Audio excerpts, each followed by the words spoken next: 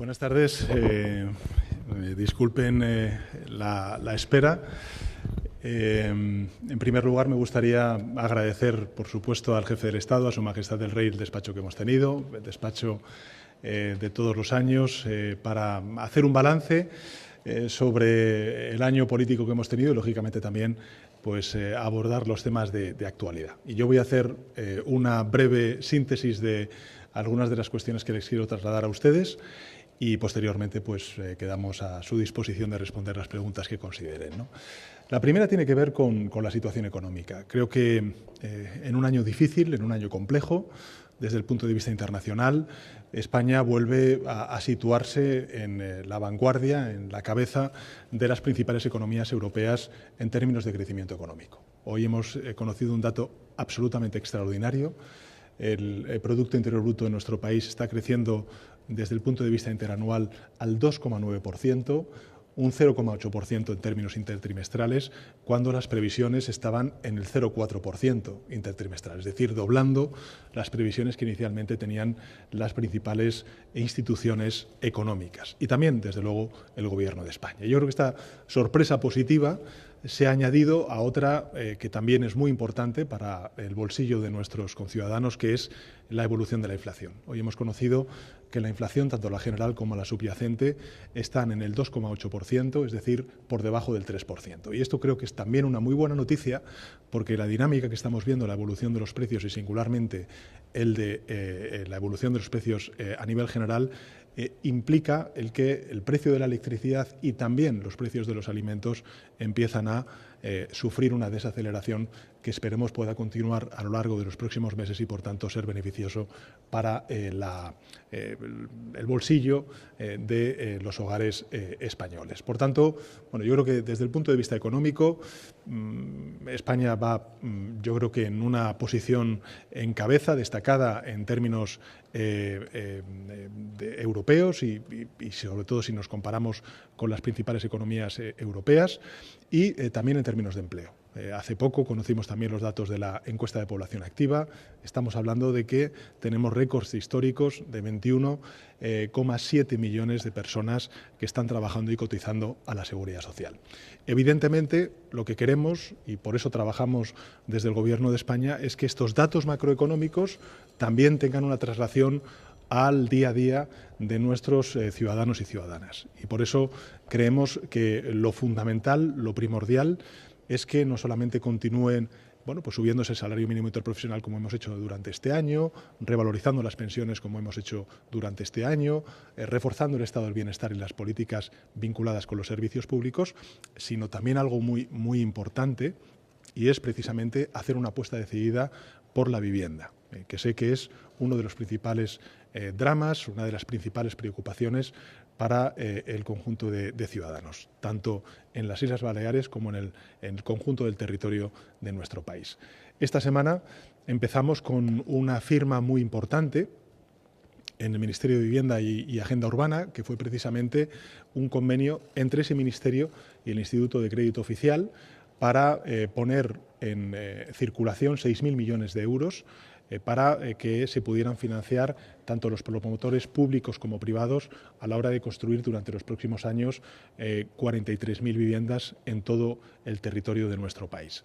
En definitiva, el compromiso del Gobierno de España es convertir esta legislatura en la legislatura de la vivienda, tratar de levantar entre todos ese quinto pilar del estado del bienestar, que es el de la vivienda, y, por supuesto, con el liderazgo del Gobierno de España. El compromiso que yo he asumido en el discurso de investidura es que cuando termine esta legislatura hayamos puesto a disposición de los ciudadanos y también construido 180.000 viviendas a precio asequible. Ese es el compromiso del Gobierno de España. Llevamos 80.000 ya en ejecución en distintas fases, y el compromiso del Gobierno de España es que o bien construidas o bien a disposición haya 180.000 viviendas públicas más para poder paliar uno de los principales problemas, una de las principales preocupaciones de nuestros conciudadanos, como es el acceso a la vivienda. Y junto con la situación económica, que evidentemente es buena, que es muy positiva, pero que necesita trasladarse al conjunto de la ciudadanía en términos de menor inflación, en términos de mayor salarios y también de mayor capacidad para poder acceder a una vivienda, creo que una de las mejores noticias que hemos tenido durante estos últimos 5 años es la renovación del Consejo General del Poder Judicial. Están ahora debatiendo los nuevos vocales quién va a ser el presidente o presidenta de ese Consejo General del Poder Judicial y desde el respeto que lógicamente desde el Gobierno de España tenemos al órgano de gobierno de los jueces, lo que esperamos es que en efecto puedan llegar a un acuerdo lo antes posible y por tanto eche a andar lo que creo que es muy importante para el correcto funcionamiento de un poder tan importante para nuestra democracia como es el Poder Judicial. Y finalmente, creo que pues en estos últimos días, en estas últimas horas, hemos conocido un preacuerdo entre dos importantes fuerzas políticas en Cataluña, el Partido de los Socialistas Catalanes, Esquerra Republicana de Cataluña, para llegar a un preacuerdo que va a ser sometido a las bases de Esquerra Republicana para echar a andar la legislatura en Cataluña y poder formar un gobierno en Cataluña y, en consecuencia, evitar la repetición electoral. Yo creo que esto es muy positivo para Cataluña, es francamente positivo también para el conjunto del país, de España, y, por tanto, lo que esperamos es que todo se desarrolle de una manera en el que, en efecto, podamos ver una sesión de investidura y podamos ver a Salvador Illa investido presidente de la Generalitat en las próximas semanas. Y con esto, pues, Alfredo, quedaría a disposición de los medios de comunicación para responder a sus preguntas. Sí. Buenas tardes, presidente. Soy Lucía Ayeste, de Radio Nacional, y quería hacerle dos preguntas muy relacionadas con la actualidad. Lo primero que queríamos saber es cómo ha sido su declaración de esta mañana, la primera vez que un juez entra en Moncloa, su declaración de esta mañana ante el juez Peinado y por qué ha decidido presentar una querella contra él hoy precisamente y con qué argumentos. Esa sería la primera cuestión. Y la segunda tiene que ver con esto último que nos ha contado, ese acuerdo, ese preacuerdo entre Esquerra Republicana y el PSC. Quería saber si supone directamente, como se ha dicho, la ruptura definitiva de la caja única y qué piensa de esas críticas a ese preacuerdo que han surgido ya desde las propias filas socialistas. Muchas gracias. Bueno, respecto a la primera de las preguntas, comprenderá que después de un despacho con el jefe del Estado no deba, ni pueda, ni quiera referirme a ello. Mañana tengo además una rueda de prensa en el Palacio de la Moncloa, donde voy a hacer balance sobre este año y, por tanto, ahí podré referirme a esta cuestión. Pero por el respeto que, lógicamente, me debo y debo al despacho que he tenido con el jefe del Estado, sobre esta cuestión no voy a decir nada hasta el día de mañana y referirme, lógicamente, al contenido de lo que ha expuesto la Abogacía General del Estado. Y, en segundo lugar, usted ha comentado sobre este acuerdo. Lo que le tengo que recordar es que, como secretario general del Partido Socialista Obrero Español, he contado con la unanimidad de la Comisión Ejecutiva Federal. Y, por tanto, hay un respaldo unánime, creo recordar que ha habido solamente una abstención, al acuerdo del Partido de los Socialistas Catalanes con Esquerra Republicana de Cataluña. Y, en primer lugar, lo que quiero trasladar es el profundo respeto que, como secretario general del Partido Socialista, tengo a Esquerra Republicana de Cataluña. Porque durante estos 6 años, que han sido 6 años muy difíciles, muy complejos, no solamente en el ámbito de la política socioeconómica, sino también en el objetivo que teníamos común de normalizar y de estabilizar la política en Cataluña, he encontrado a un aliado que ha compartido el objetivo de superar toda la judicialización que se había vivido en Cataluña durante todos estos largos años, más de una década, como consecuencia del proceso. Por tanto, respeto a Esquerra Republicana de Cataluña, también reconocimiento de la labor que han hecho en la normalización y también en el avance de políticas sociales a nivel nacional y a nivel catalán. Hay muchas leyes que tienen que ver con conquistas y avances sociales que llevan también el apoyo y la rúbrica de Esquerra Republicana y, por tanto, junto con el respeto, el reconocimiento. Ahora estamos en una fase en la que tenemos que esperar ser respetuosos con la decisión legítima, autónoma que va a tomar Esquerra Republicana, las bases de Esquerra Republicana sobre este preacuerdo. Comprenderá que un partido democrático, como es también el Partido Socialista Obrero Español, respete y sea, digamos, absolutamente exquisito con esta celebración de la consulta que se va a desarrollar el próximo viernes, y con el deseo, lógicamente, de que salga el sí, porque efectivamente eso significará que no hay una repetición electoral y que sí que echa a andar la legislatura en Cataluña. Porque hay muchas cosas que se tienen que abordar en Cataluña. Y fíjese, y ahora entraré en la cuestión de la financiación. En ese acuerdo se habla de la sanidad, de la educación, de la vivienda, es decir, de servicios públicos que tienen que ser fortalecidos también en Cataluña. Y eso yo creo que es seña de identidad de fuerzas progresistas, en este caso del PSC como de Esquerra Republicana. Con el mismo sistema de financiación autonómica que tenemos, los españoles y españolas, vivan donde vivan, han sufrido los mayores recortes al estado del bienestar de un gobierno del Partido Popular con una respuesta neoliberal a la crisis financiera. Y con este mismo sistema de financiación autonómica hemos tenido, durante estos últimos 7 años, los mayores avances en transferencias económicas para consolidar aquello que debilitó el Partido Popular durante los años de la crisis financiera y la respuesta neoliberal. ¿Qué quiero decir con esto? Que lo importante es contar con gobiernos, tanto a nivel nacional como a nivel autonómico, sea cual sea el sistema de financiación autonómica, que cree en la fortaleza y trabaje por la fortaleza de los servicios públicos. Desde luego yo no voy a aceptar ninguna lección de un partido político como el Partido Popular sobre igualdad entre españoles, sobre compromiso con el estado del bienestar, que lo que hacen es precisamente recortar esos servicios públicos y abrir las puertas a la privatización tanto de la educación como de la sanidad en las comunidades autónomas que ellos gobiernan. Por tanto, desde ese punto de vista, lo que puedo trasladar, y así está recogido en el acuerdo, es el compromiso de la solidaridad interterritorial, el compromiso de la calidad y de la cohesión de los servicios públicos y, por tanto, de la igualdad entre españoles, se viva donde se viva. Eso es seña de identidad del Gobierno que presido, y simplemente le voy a dar un dato. En estos próximos 7 años como presidente del Gobierno, que llevo al frente del país, las comunidades autónomas, todas ellas, han recibido 300.000 millones en términos globales, 300.000 millones de euros más que durante los 7 años de gobierno del Partido Popular y de Mariano Rajoy. Repito la cifra, serán 300.000 millones de euros más.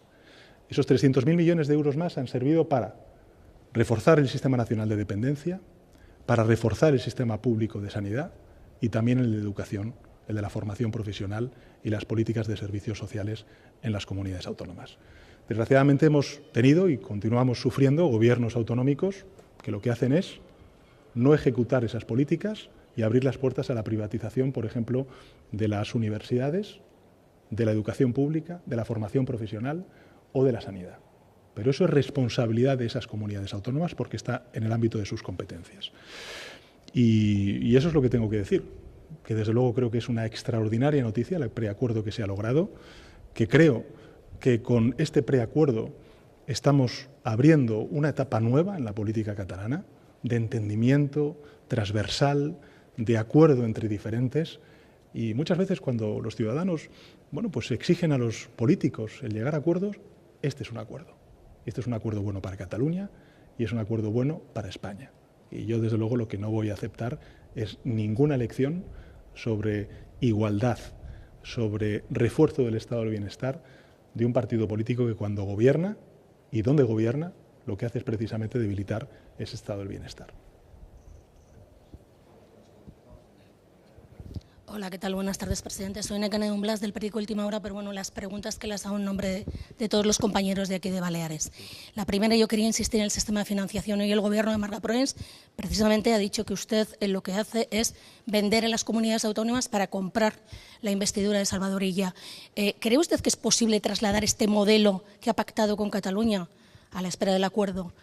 Trasladarlo a otras comunidades autónomas que lo pidan, eso sería la igualdad que usted dice que defiende este sistema de financiación. Esta sería la primera. La segunda tiene que ver con la reunión que va a mantener ahora con la presidenta Proens, en un momento en que las relaciones son complicadas, hay cruces de acusaciones, de amenazas, de demandas en los tribunales diversas, y especialmente me gustaría hablar específicamente del problema que hay con los menores migrantes, ¿no? ¿Qué opina de la postura del Gobierno de Baleares con este tema y también de ese cruce de amenazas de recursos de inconstitucionalidad por parte del Gobierno y de ir al Supremo para que se convoque la conferencia de presidentes por parte de Proens? Bueno, son dos preguntas, pero con varias derivadas, ¿no? La primera sobre la financiación autonómica. Mi Gobierno, como ustedes saben, porque no es la primera vez que comparezco en este entorno y siempre me hacen la pregunta, ahora usted me pregunta sobre esto, pero durante muchos años me ha preguntado sobre el régimen especial de Baleares. Y bueno, efectivamente, acabamos de aprobar un reglamento en el Consejo de Ministros que lo que hace es desarrollar toda la parte vinculada con el estímulo a inversiones y la creación de empleo en Baleares. ¿Esto qué significa? ¿A dónde quiero llegar? Pues que todo territorio tiene su singularidad. Y mi Gobierno ha sido el Gobierno que ha reconocido la singularidad vinculada con la insularidad de las Islas Baleares. Y el régimen especial que tiene económico Baleares de aquí al año 2028 creo que es una demanda, una causa justa de la sociedad de las Islas Baleares que reconoció el Gobierno de España y, por tanto, desde ese punto de vista, lo que pido es que también esa empatía, esa comprensión con la singularidad que tienen otros territorios, pues no esté reñida con ninguna cuestión que tenga que ver con la igualdad entre españoles, que desde luego está garantizada. Porque, insisto, con el mismo sistema de financiación autonómica que tenemos, los españoles han sufrido los mayores recortes del estado del bienestar y los mayores avances en el fortalecimiento de ese estado del bienestar. ¿La diferencia cuál ha sido? Pues la diferencia ha sido el tener al frente del Gobierno de España y de los gobiernos autonómicos o gobiernos de derechas o gobiernos de izquierdas, o gobiernos que creen en los servicios públicos o gobiernos que privatizan esos servicios públicos. Esta es la cuestión. Y lo que estamos viendo en aquellos gobiernos autonómicos y en esos territorios donde gobierna la derecha, ahora ya, menos mal, también aquí, pues hemos visto como, en fin, Vox y el PP, pues parece que ya no tienen, en fin, tan buen rollo, no lo sabemos, si lo tendrán o no, si es definitivo o no, pero en todo caso, lo que hemos visto es que se están abriendo las puertas a las privatizaciones de la sanidad, de la educación, del sistema universitario. Por tanto, no estamos hablando tanto de quién recauda o quién gestiona esos impuestos, sino qué se hace con esos impuestos y esos ingresos públicos para redistribuir esa riqueza a los ciudadanos de esos territorios. Y ahí, pues, ¿qué quiere que le diga? Los datos son incuestionables, son incontestables, son indiscutibles. Mi Gobierno aprobó un régimen especial para Baleares hasta el año 2028 y mi Gobierno durante estos próximos 7 años, o mejor dicho, durante estos últimos 7 años, el próximo año cumpliremos 7 años al frente del Gobierno, pues habrá transferido a las comunidades autónomas 300.000 millones de euros más que lo que transfirió Mariano Rajoy como presidente del Gobierno. Y ahí no estoy contando con los fondos europeos, no estoy contando con los recursos vinculados con los fondos Next Generation o con el Fondo Social Europeo. Estoy contando solamente con los recursos económicos que transfiere el Gobierno de España a las comunidades autónomas. Por tanto, a ver, si Baleares tiene esas singularidades, otros territorios tienen sus singularidades y, por tanto, lo que tenemos que hacer en el nuevo sistema de financiación autonómica es reconocer esas singularidades. Por cierto, de nuevo, en ese acuerdo, vuelvo a subrayar, de lo que se habla es de solidaridad interterritorial. De solidaridad interterritorial.